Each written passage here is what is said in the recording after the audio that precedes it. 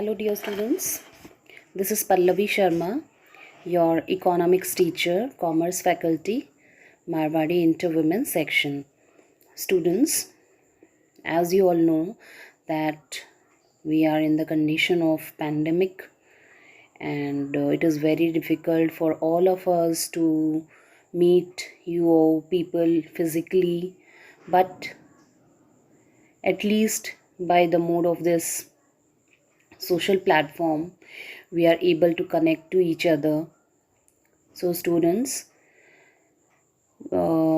as you all know that the pandemic situation is declining day by day, but still we have to wait for some time to meet each other. So students, you should not worry for your chapters and your exercise completion. We will all be doing by this social platform. So students, let's discuss the first very chapter of our economics, that is what economics is. अर्थशास्त्र है क्या? Students, जैसा कि इस अर्थशास्त्र के बारे में आप जानते होंगे कि अर्थशास्त्र एक ऐसा सब्जेक्ट है जिसमें इकोनॉमिक एक्टिविटीज़ होती हैं। सबसे पहले इस इकोनॉमिक एक्टिविटी को डिस्कस करने से पहले हमें यह जानना ज़रूरी है कि हमारा जो अर्थशास्त्र है वह दो प्रकार से विभाजित किया हुआ है। एक पार्ट होता है माइक्रो इकोनॉमिक्स का और दूसरा पार्ट होता है मैक्रो इकोनॉमिक्स का। चूँकि आप क्लास 11th में हैं अभी, तो अभी आप माइक्रो मैक्रो तो पढ़ेंगे ही, साथ में आप पढ़ेंगे स्टैटिस्टिक्स। पिछले साल से हमारे इस जैक के एग्ज़ाम फॉर्मेट में जो चेंज आया है, उसमें ये चेंज में द एग्ज़ामिनेशन सिस्टम जो है उसमें क्या हुआ है कि ऑप्शनल सिस्टम कर दिया गया है। पहले तो थ्योरी होती थी, प्रॉपर सारे चैप्टर्स को अच्छे से पढ़ाया जाता था और उसमें से फिर प्रॉपर क्वेश्चंस एंड ऑल आते थे। लेकिन ये पिछले साल से ही हुआ है कि इसमें आपको ऑप्शंस मिलेंगे। लेकिन ऑप्शंस को भी सॉल्व करने में एटलीस्ट स्टूडेंट्स आपको चैप्टर्स का नॉलेज होना चाहिए, तभी तो आप चैप्टर्स को समझ के फिर वो ऑप्शंस को सही आंसर्स दे पाएंगे। तो सबसे पहले हम चर्चा कर रहे थे माइक्रो इकोनॉमिक्स के बारे में, जिसे हम हिंदी में कहते हैं व्यष्टि अर्थशास्त्र भी। और दूसरा पार्ट होता है मैक्रो इकोनॉमिक्स, जिसे हम कहते हैं समष्टि अर्थशास्त्र। सबसे पहले हम जानेंगे यह व्यष्टि अर्थशास्त्र या माइक्रो इकोनॉमिक्स होता क्या है। माइक्रो शब्द जैसा कि आपको वर्ड से ही समझ में आता होगा कि जिसका अर्थ होता है छोटा, स्मॉल। यह ग्रीक भाषा माइक्रोस शब्द से बना हुआ है। इस प्रकार माइक्रो छोटी इकाइयों से संबंधित होता है। व्यष्टि अर्थशास्त्र में किसी अर्थव्यवस्था की छोटी छोटी इकाइयों की आर्थिक क्रियाओं को किया जाता है। जैसे कि दूसरे शब्दों में अगर हम इसको समझें तो हम ये कहते हैं कि व्यष्टि अर्थशास्त्र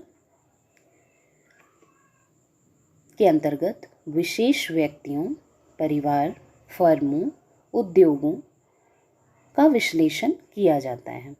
उदाहरण के लिए, एक उपभोक्ता अपनी आय तथा व्यय में किस प्रकार संतुलन स्थापित करता है। एक उत्पादक अपनी फैक्ट्री में उत्पादन का प्रबंधन किस प्रकार करता है।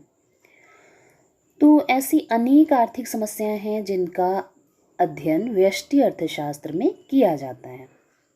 इसीलिए इसे कीमत सिद्धांत, इस पॉइंट को नोट कर लेंगे, इसीलिए इसे कीमत सिद्धांत या प्राइस थ्योरी भी कहते हैं। अब इस व्यष्टि अर्थशास्त्र के कुछ कैरेक्टरिस्टिक्स होते हैं, इसकी कुछ विशेषताएं होती हैं। उनमें जो प्रमुख विशेषता है वो है स्टडी ऑफ इंडिविजुअल यूनिट्स, व्यक्तिगत इकाइयों का अध्ययन। मैंने आपको इसके डेफिनेशन में भी बताया कि जब किसी भी एक पर्टिकुलर इंडिविजुअल, एक उद्योग, एक उपभोक्ता के बारे में जब पढ़ाई होती है, किसी व्यक्तिगत आय के बारे में होती है, तब इसे हम कहते हैं व्यक्तिगत इकाइयों का अध्ययन। तो ये इसकी सबसे बड़ी विशेषता है। सेकेंड पॉइंट इज संपूर्ण अर्थव्यवस्था पर प्रभाव का अभाव, absence of effect on whole economy. व्यष्टि अर्थशास्त्र में एक इकाई का रूप इतना छोटा होता है कि इसके द्वारा किए गए परिवर्तन का संपूर्ण अर्थव्यवस्था पर कोई विशेष प्रभाव नहीं पड़ता है। थर्ड इज कीमत सिद्धांत, प्राइस थ्योरी। कुछ अर्थशास्त्री इसे प्राइस थ्योरी का भी नाम देते हैं। इसके अंतर्गत क्या होता है कि मांग एवं पूर्ति द्वारा विभिन्न वस्तुओं के मूल्यांकन निर्धारित किए जाते हैं, तो इसीलिए इसे कीमत सिद्धांत का नाम भी दिया गया है। इस तरह के जो ये माइक्रो और मैक्रो का जो ये वर्ड आया है, ये बहुत इम्पोर्टेंट पॉइंट है। सबसे पहले रैगनर फ्रिश एक अर्थशास्त्री ने इस वर्ड को प्रयोग में लाया था।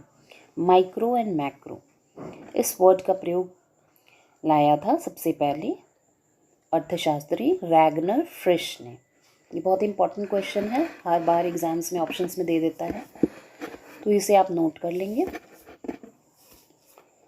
तो हम लोगों ने सबसे पहला अध्याय या चैप्टर जो शुरू किया है, उसमें जो चैप्टर का नाम है वो है व्हाट इकोनॉमिक्स इज़, या अर्थशास्त्र क्या है।